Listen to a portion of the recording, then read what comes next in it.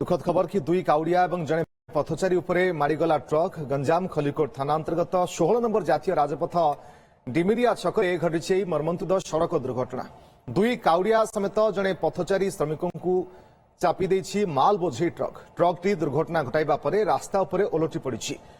घटना घटाइथिबा ट्रकटी आंध्ररू भुवनेश्वर अभिमुखे जाउथिला।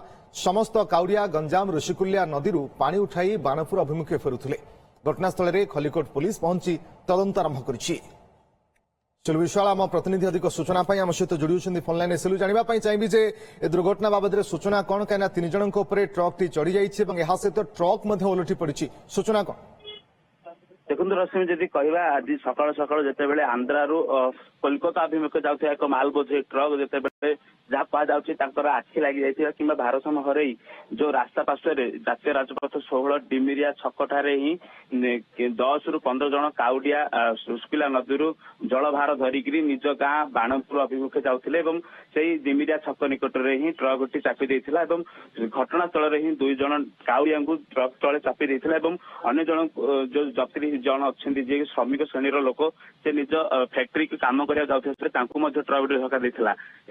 से ट्रक धक्का दे जो जातीय राजपथ में से उल्टी पड़ता। ड्राइवर सामान्य आहत होता पड़े 2 काउडिया घटनास्थल में मृत्यु होता। जो श्रमिक जन को ट्रकटी चापी से श्रमिक को जहाँ खलिकोट मेडिकल मृत्यु घोषणा करी कह मोटामोटी भाव 3 जनकर मृत्यु होती।